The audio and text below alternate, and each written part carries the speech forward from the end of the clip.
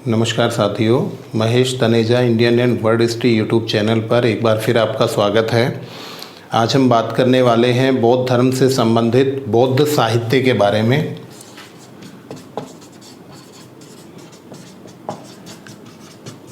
और बौद्ध साहित्य की श्रृंखला में सबसे पहले हम बात करेंगे सबसे प्राचीन बौद्ध साहित्य, जिन्हें त्रिपिटक के नाम से जाना जाता है। हम लोग जानते हैं कि 3 पिटक हैं, सुत्त पिटक, विनय पिटक और अभिधम्म पिटक। सुत्त पिटक और विनय पिटक जो हैं उनका संकलन पहली बौद्ध संगीति में किया गया, और जो अभिधम्म पिटक है जिसमें बौद्ध धर्म के संबंध में दार्शनिक विवेचन प्राप्त होता है, उसका संकलन तीसरी बौद्ध संगीति में किया गया।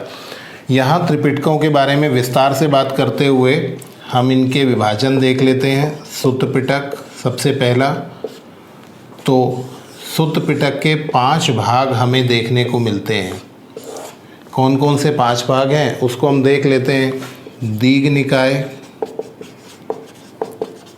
मध्यम निकाय,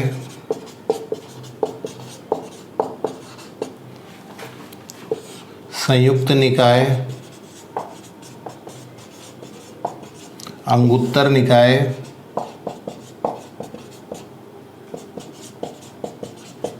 और लास्ट है खुद्दक निकाय।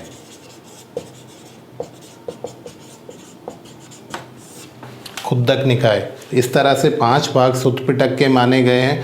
सबसे महत्वपूर्ण पिटक यदि आपसे कहा जाए तो कौन सा है, वो सुत्त पिटक है। सबसे विस्तृत भी है।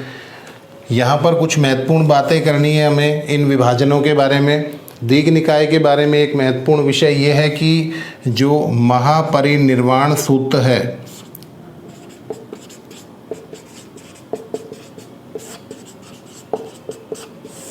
ये परिनिर्वाण सूत्र या परिनिर्वाण सूत्र जो है, जिसे हम इस तरह से भी लिखते हैं,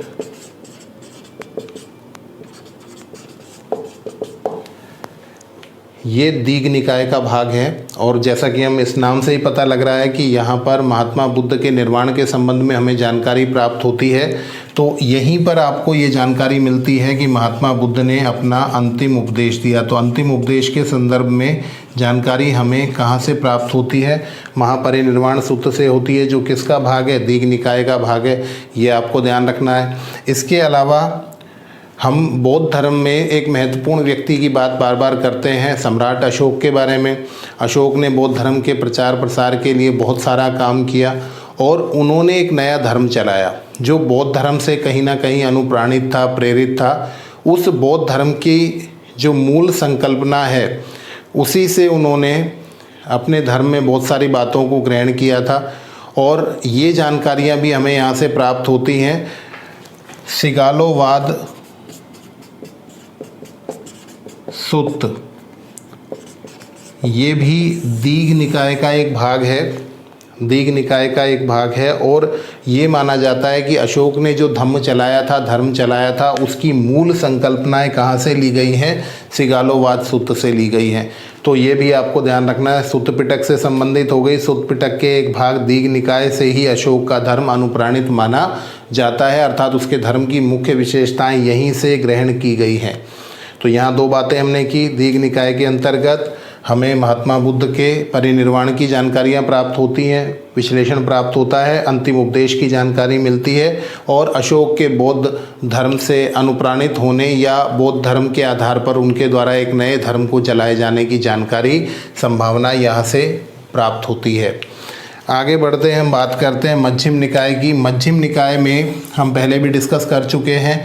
मिलता है कि प्रसेनजित जो कौशल के शासक थे, उन्होंने कहा कि मैं भी 80 वर्ष का हूँ और बुद्ध भी 80 वर्ष के हैं। ये वाली जानकारी, अर्थात समवय थे। कौन सा शासक बुद्ध के बराबर आयु का था, तो वो कौन थे, प्रसेनजित। ये जानकारी हमें कहाँ से प्राप्त होती है, मध्यम निकाय से प्राप्त होती है। चलिए आगे बढ़ते हैं। इसके बारे में कुछ महत्वपूर्ण नहीं है। अंगुत्तर निकाय से हमें 16 महाजनपदों की जानकारी प्राप्त होती है। 16 महाजनपदों की जानकारी, जैसा कि हमने डिस्कस किया था कि बौद्ध धर्म के ग्रंथ अंगुत्तर निकाय से और जैन धर्म के ग्रंथ भगवती सूत्र से हमें 16 महाजनपदों की तात्कालिक परिस्थिति के बारे में पता लगता है, तो ये अंगुत्तर निकाय भी किसका भाग है? सुत्त पिटक का भाग है। इसके बाद हम बात करते हैं खुद्दक निकाय के बारे में। और खुद्दक निकाय के बारे में बहुत इम्पोर्टेंट ये है कि जो इसके भाग हैं वो हमसे एग्ज़ाम में आमतौर पर पूछे जाते हैं। धम्मपद है, थेर गाथा है, थेरी गाथा है और जातक है, ये सब इसके भाग माने जाते हैं। और इसमें जो बहुत इम्पोर्टेंट क्वेश्चन ये माना जाता है, पूछा गया है, जो थेरी गाथा जो है ये भिक्षुणियों के द्वारा, बौद्ध धर्म की जो भिक्षुणी थी उनके द्वारा रचित, भिक्षुणियों के द्वारा रचित ये प्राचीनतम रचनाएं मानी जाती हैं, जिन्हें थेरी गाथा के नाम से जाना जाता है। बहुत इम्पोर्टेंट है। और जातक कथाओं के बारे में निश्चित रूप से आपने सुना होगा कि बुद्ध के पूर्व जन्मों की जो कथाएं हैं, लगभग 550 कथाएं हैं। वो कथाएं हमें कहाँ से प्राप्त होती हैं? जातक से। और जातक किसका भाग है? तो वो खुद्दक निकाय का भाग है। और खुद्दक निकाय किसका भाग है? तो सुत्त पिटक का भाग है। तो ये हमारे लिए सारे बहुत इम्पोर्टेंट हैं। आज के जो एग्ज़ाम पैटर्न है उसमें यहाँ से प्रश्न सबसे ज़्यादा पूछा जा रहा। तो सुत्त पिटक के बारे में आपको विस्तार करना ही होगा। काफ़ी लोग ये सोचते हैं कि बहुत विस्तार हो गया, इतनी बातचीत क्यों की जा रही है, परंतु जो एग्ज़ाम पैटर्न है वहाँ पर आपको ये चीज़ें जाननी अनिवार्य हो गई हैं। तो आपको ये जान लेना है सुत्त पिटक के 5 भाग के बारे में। चलिए आगे बढ़ जाते हैं और हम बात करते हैं दूसरे पिटक के बारे में। वहाँ बहुत ज़्यादा डिटेल देने की हमें आवश्यकता नहीं है, फिर भी थोड़ा सा डिस्कशन बनता है। दूसरा जो पिटक है उसे किस नाम से जानते हैं हम? विनय पिटक के नाम से। और हम जानते हैं कि विनय पिटक में बौद्ध संघ जो था उसके भिक्षुओं के लिए विधि निषेध के नियम आदि के बारे में जानकारियां हमें प्राप्त होती हैं। तो विनय पिटक के भी 3 भाग मुख्य रूप से स्वीकार किए गए हैं। वो कौन कौन से हैं एक बार देख लेते हैं। पातिमोक्ष, पातिमोक्ष शब्द का इस्तेमाल हम पहले भी कर चुके हैं। कहाँ कर चुके हैं एक बार आप रिमाइंड करें।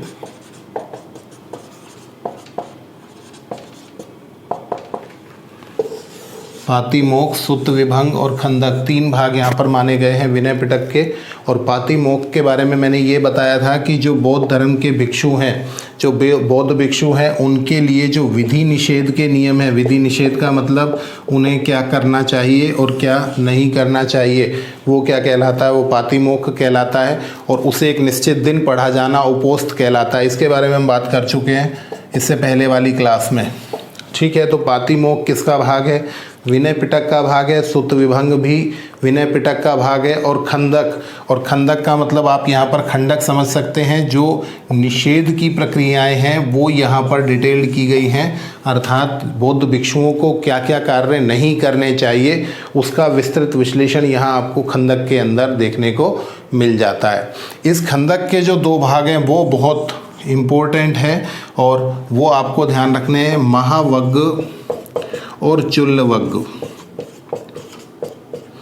महावग्ग और चुल्लवग्ग जो हैं ये आपको विशेष रूप से ध्यान रखने हैं। ये 2 डिवीज़न किसके हैं? खंदक के हैं, अर्थात ये अंतिम रूप से विनय पिटक के विभाजन है। और महावग्ग के अंदर हमें पुरुष भिक्षुओं के लिए विभिन्न निर्देश प्राप्त होते हैं। किनके लिए? पुरुष भिक्षुओं के लिए। और वो भी मुख्य रूप से कौन से?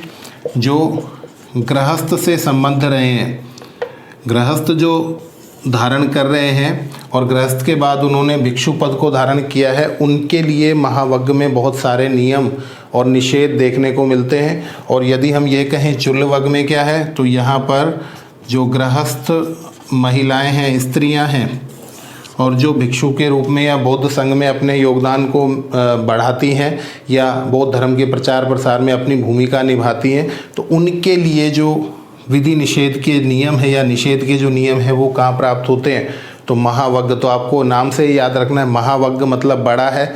यहाँ पर पुरुष के महत्व को देख लीजिए। और चुल्लवग्ग मतलब ये छोटा है, तो यहाँ स्त्री के लिए निषेध के नियमों का संकलन किया गया है। यहीं एक और इम्पोर्टेंट बात कर लेते हैं कि जो चुल्लवग्ग है, यहीं से हमें स्त्री संघ जो बनाया गया था वैशाली में, उसकी जानकारी प्राप्त होती है। कहाँ पर बनाया गया था? वैशाली में। और आप नाम से ही जानेंगे कि वैशाली एक फीमेल नेम है। तो जो भिक्षुणी संघ या स्त्री संघ की स्थापना की गई थी बौद्ध धर्म में, वो कहाँ की गई थी? तो वो वैशाली में की गई थी। और इसकी जानकारी भी हमें कहाँ से प्राप्त होती है?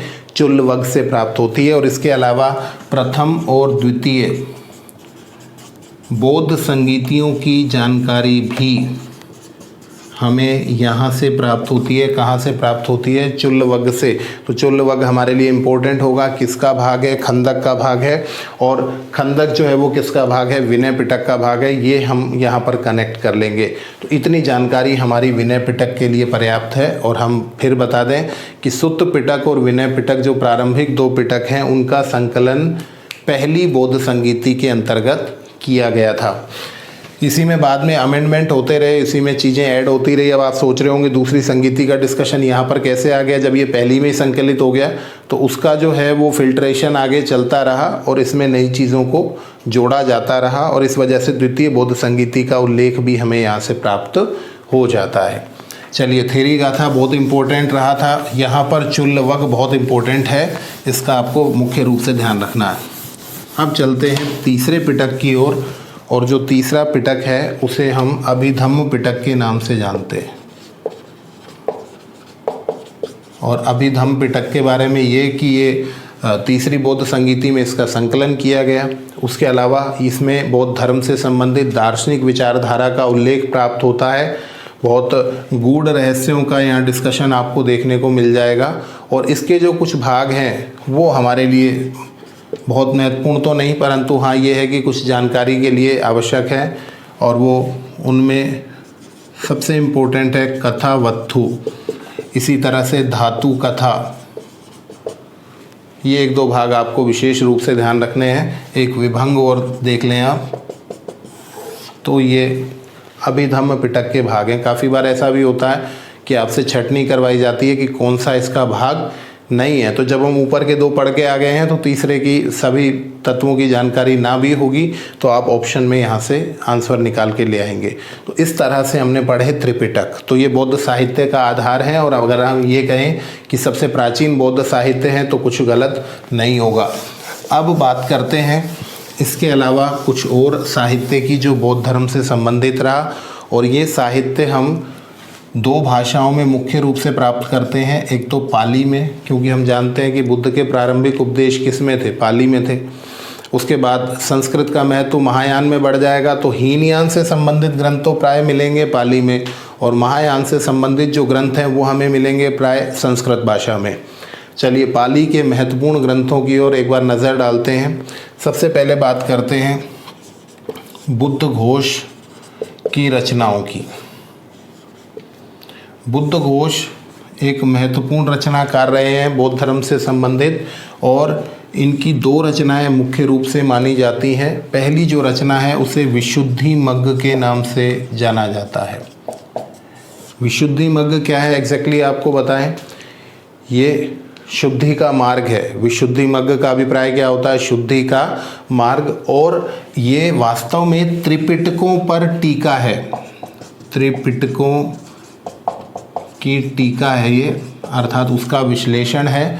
और इस वजह से इन्हें, इस रचना को त्रिपिटकों की कुंजी कहा जाता है। त्रिपिटकों की कुंजी बहुत ज़्यादा पूछा गया है, आज तक सबसे ज़्यादा साहित्य में से पूछा ही यही गया है।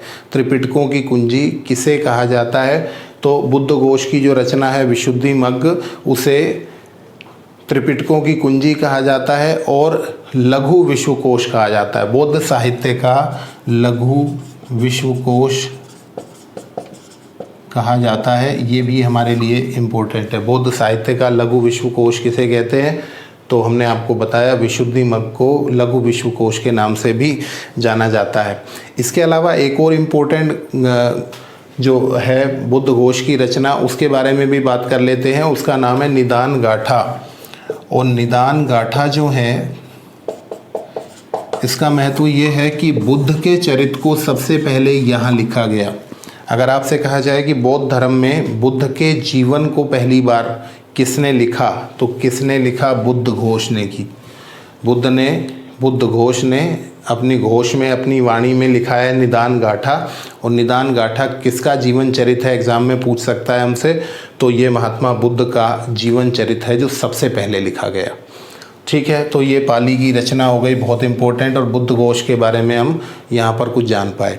इसके बाद बात कर लेते हैं एक और रचना के बारे में, मिलिंद पन्हो।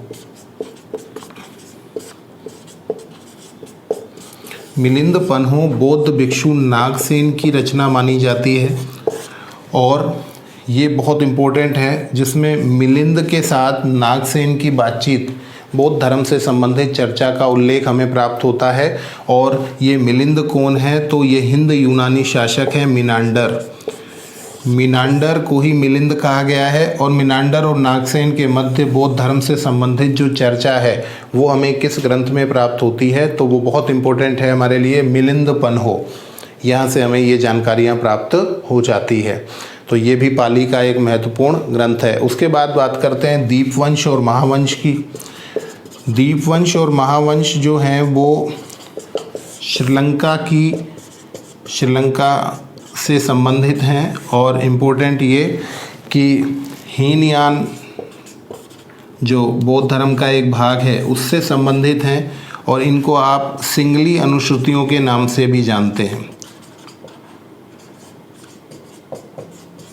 सिंगली अनुश्रुतियां हैं, इसका मतलब क्या है कि बौद्ध धर्म से संबंधित श्रीलंका में जो कहानियाँ चलती हैं या जो डिस्कशंस चलते हैं, वो अनुश्रुतियाँ, सुनी सुनाई जो चीज़ें हैं, उनका एक संकलन दीपवंश और महावंश के अंदर हमें प्राप्त होता है। और इनका कोई एक पर्टिकुलर राइटर नहीं है, जिस तरह से पुराण है उनका एक पर्टिकुलर राइटर लोमहर्ष व उग्रश्रवा मान लिया जाता है, परंतु पुराणों की रचना इतने लंबे समय में मानी जाती है कि एक निश्चित राइटर नहीं मानकर पौराणिक ऐतिहासिक घटनाओं का वहाँ उल्लेख हमको देखने को मिलता है। तो उसी तरह का कुछ संदर्भ हमें यहाँ पर प्राप्त होता है दीपवंश और महावंश में। तो ये भी हमारे लिए महत्वपूर्ण है, इसका भी आपको ध्यान रखना है। चलिए अब कुछ और रचनाओं पर नज़र डालते हैं, और अब हमारी बातचीत जो है वो पाली के बाद जाने वाली है दूसरी भाषा में। और दूसरी भाषा कौन सी है हमारे पास, संस्कृत। और यहाँ जो साहित्य आपको देखने को मुख्य रूप से मिलेगा वो किससे संबंधित होगा, वो प्राय महायान से संबंधित होगा। तो संस्कृत की मुख्य रचनाओं की तरफ चलते हैं। एक तो इम्पोर्टेंट महावस्तु है। महावस्तु एक ग्रंथ प्राप्त है, इसके राइटर जो हैं वो ज्ञात नहीं है, और इसे हीनयान और महायान के बीच का ब्रिज स्वीकार किया जाता है। हीनयान और महायान के बीच का ब्रिज किसे मानते हैं, पुल किसे माना जाता है, तो किसे माना जाता है, महावस्तु। वैसे नाम से आप याद कर लेंगे, महावस्तु बड़ी वस्तु है, किस किस के बीच में, हीनयान और महायान के बीच में। इन दोनों के बीच का पुल ऐसे माना जाता है, जैसे इसमें डिस्कशन स्टार्ट होता है कि बुद्ध एक महापुरुष हैं, बुद्ध ने उपदेश दिया, हमें उसके उपदेशों की पालना करनी चाहिए, वो श्रेष्ठ हैं और इतने श्रेष्ठ हैं जैसे कि भगवान। इसका मतलब आप शुरू तो करते हैं महापुरुष से और समाप्त कहाँ करते हैं, भगवान पे। इसका मतलब आप शुरू तो करते हैं हीनयान से और बात समाप्त कहाँ करते हैं, महायान पे। तो इन दोनों को कहीं बैलेंस करता हुआ ये साहित्य है जिसे महावस्तु के नाम से जाना जाता है। तो ये भी हमारे लिए इम्पोर्टेंट हो जाएगा। इसके अलावा बात करते हैं विभाषा शास्त्र की, जिसका हम डिस्कशन पहले भी कर चुके हैं। विभाषा शास्त्र जो एक रचना है वो वसुमित्र की है, और इसे बौद्ध साहित्य का विश्वकोश कहा जाता है। तो यहाँ आप कंपेयर कर लें दोनों चीज़ों को कि इसे बौद्ध साहित्य का विश्वकोश कहा जाता है। किसे विश्वकोश कहा जाता है, विभाषा शास्त्र को कहा जाता है। और लघु विश्वकोश किसे कहा गया, तो विशुद्धिमग्ग को कहा गया। तो ये दोनों को आप अलग अलग कर लेंगे, ये भी हमारे लिए इम्पोर्टेंट है। और इसकी भाषा कौन सी है, तो इसकी भाषा भी संस्कृत है। चलिए अश्वघोष के बारे में बात कर लेते हैं। अश्वघोष के बारे में हमें जानना है कि जो चौथी बौद्ध संगीति हुई थी वहाँ पर अध्यक्ष के अलावा एक उपाध्यक्ष भी बनाए गए, और वो कौन थे, वो अश्वघोष थे। इनके जन्म के बारे में ये कहा जाता है कि जब इनका जन्म हुआ तो बहुत सारे अश्व एक साथ घोष करने लगे, मतलब आवाज़ करने लगे, और इस वजह से इनका नाम क्या रख दिया गया, अश्वघोष रख दिया गया। बौद्ध धर्म का महत्वपूर्ण हिस्सा रहे हैं, एक महत्वपूर्ण व्यक्तित्व रहे हैं। और इनकी जो रचनाएं हैं वो हम देख लेते हैं। एक तो इनकी रचना है बुद्ध चरित्र, सबसे ज़्यादा फेमस जो है वो बुद्ध चरित है। दूसरी सारीपुत्र प्रकरण, सारीपुत्र प्रकरण। तीसरी सौंदरानंद और चौथी वज्र सूची। ये 4 रचनाएं मुख्य रूप से मानी जाती हैं, तो नाम से ही आप लोगों को ये सारी याद रखनी है। बुद्धचरित, सारीपुत्र प्रकरण, सौंदरानंद और वज्र सूची। और ये जो वज्र सूची इनकी रचना है, यहाँ से आपको जाति व्यवस्था से संबंधित कुछ विशेष विश्लेषण देखने को मिलता है, कुछ विभाजन आपको देखने को मिलते हैं मुख्य रूप से, तो ये हमारे लिए इम्पोर्टेंट हो जाता है। ये चारों ही रचनाएं अशोक से संबंधित रही हैं। चलिए आगे बढ़ते हैं और एक और महत्वपूर्ण व्यक्ति की बात कर लेते हैं, और वो है नागार्जुन। नागार्जुन की रचना हम बात कर चुके हैं, वैसे थोड़ा सा प्रज्ञा पारमिता सूत्र मानी जाती है और ये महायान की आरंभिक रचनाओं में स्वीकार की जाती है। इस प्रज्ञा पारमिता सूत्र के बारे में इम्पोर्टेंट ये है कि यहाँ पर आपको शून्यवाद की संकल्पना देखने को मिलती है। शून्यवाद की संकल्पना देने वाला व्यक्ति कौन है? भारत में तो नागार्जुन है, और इस वजह से इन्हें भारत का आइंस्टीन कहा जाता है। भारत का आइंस्टीन कहा जाता है किसे? नागार्जुन को। तो इनकी रचना भी आपको ध्यान रखनी है, प्रज्ञा पारमिता सूत्र। इसके अलावा बात करते हैं ललित विस्तर ग्रंथ है, ये भी महायान से संबंधित है। यहाँ पर मैं लिख देता हूँ, ये भी महायान से संबंधित है। ललित विस्तर भी महायान से संबंधित है, और इस ग्रंथ पर आधारित एक महत्वपूर्ण ग्रंथ लिखा गया जो एग्ज़ाम में जनरली पूछा जाता है, the light of Asia. The light of Asia एक ग्रंथ लिखा गया, और किसने लिखा है? तो एडविन अर्नोल्ड ने लिखा, और ये एग्ज़ाम में पूछा गया है, काफ़ी एग्ज़ाम में आ चुका है अब तक। द लाइट ऑफ एशिया जो ग्रंथ है वो किस ग्रंथ पर बेस्ड है, किस पर आधारित है? तो ललित विस्तर पर आधारित है, और एडविन अर्नोल्ड की ये रचना है। ये बहुत इंपॉर्टेंट माना जाता है, और महायान का आरंभिक ग्रंथ प्रज्ञा पारमिता सूत्र भी और ललित विस्तर, इन दोनों को स्वीकार किया जाता है। तो ये भी हमारे लिए महत्वपूर्ण हो जाएगा। ठीक है, इसके अलावा कुछ और ग्रंथों की बात कर लेते हैं। दिव्यावदान की बात करते हैं हम। दिव्यावदान भी उसी तरह का अवदान साहित्य का एक भाग है, और इससे हमें ये पता लगता है कि बुद्ध की जो आरंभिक मूर्ति है, बुद्ध की आरंभिक मूर्ति कहाँ पर बनी? मथुरा। मैंने आपको बताया था, यदि आपको ध्यान होगा, कि बुद्ध प्रथम मानव है जिसकी पूजा की गई और उसकी मूर्ति बनाई गई। बुद्ध प्रथम मानव है जिसकी मूर्ति बनाई गई और पूजा की गई, और ये आरंभिक मूर्ति कहाँ से बनाई गई? मथुरा से बनाई गई। और इस वजह से भारत की प्राचीनतम मूर्ति कला शैली कौन सी मानी जाती है? मथुरा शैली मानी जाती है। और ये जानकारियाँ हमें कहाँ से प्राप्त होती हैं? तो दिव्यावदान से हमें ये जानकारियाँ प्राप्त हो जाती हैं। तो ये कुछ और बातचीत हमने कर ली साहित्य के बारे में।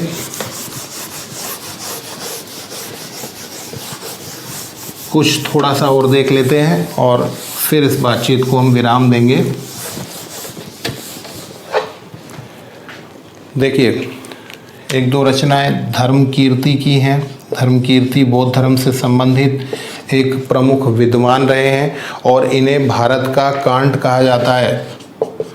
भारत का कांट किसे कहा जाता है? धर्म कीर्ति को।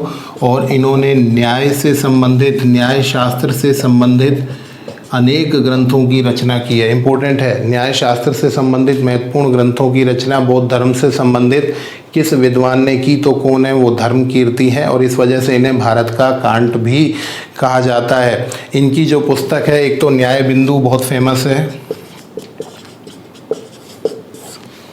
न्याय बिंदु बहुत फेमस है, और उसके अलावा इनकी भिक्खुनी पातिमोक्ष, भिक्खुनी पातिमोक्ष, और इसका मतलब हम समझ रहे होंगे भिक्षुणियों का जो विधि निषेध है, भिक्षुणियों के लिए क्या करने योग्य है और क्या करने योग्य नहीं है, उस तरह के जो नियम हैं वो कहाँ पर अंकित है? तो तो वो इस रचना में भिक्खुनी पातिमोक्ष में, और इसकी रचना किसने की है?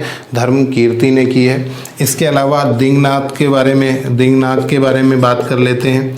ये कांची से संबंधित एक बड़े विद्वान माने गए हैं। कांची पल्लव साम्राज्य की जो राजधानी थी कांची, उससे संबंधित एक बड़े बौद्ध विद्वान माने गए हैं और इन्हें बौद्ध धर्म में तर्कशास्त्र का जनक या तर्कशास्त्र का प्रणेता माना जाता है। दिंगनाथ को बौद्ध धर्म का जो तर्कशास्त्र है उसका प्रणेता स्वीकार किया जाता है, तो ये भी इम्पोर्टेंट है यहाँ पर। ठीक है, तो इनका नाम भी आपको ध्यान रखना है। धर्मकीर्ति को भारत का कांट कहते हैं, ये जानकारी भी हमको यहाँ पर समाहित कर लेनी है। तो ये सारी बातचीत हमारे यहाँ पर कंप्लीट हो जाती है और कहीं ना कहीं हम बौद्ध साहित्य से संबंधित प्रश्न एग्ज़ाम में निश्चित रूप से पाते हैं, और इस बार अब कोशिश ये रहेगी कि हम उन सवालों का हल कर पाएंगे। और प्राय इनसे बाहर प्रश्न नहीं पूछे जाते हैं, जितना भी डिस्कशन हुआ है उससे बाहर प्रश्न आमतौर पर नहीं पूछे जाते हैं। हम केवल एक व्यवस्थित तौर पर इन सबको पढ़ने का प्रयास कर लेंगे तो निश्चित रूप से हमारा क्वेश्चन वहाँ ठीक हो जाएगा। चलिए, बहुत सारा धन्यवाद आज की कक्षा के लिए। आप देखते रहिए वीडियोस को और लोगों तक पहुंचाइए। Mahesh Taneja Indian and world history YouTube channel. धन्यवाद।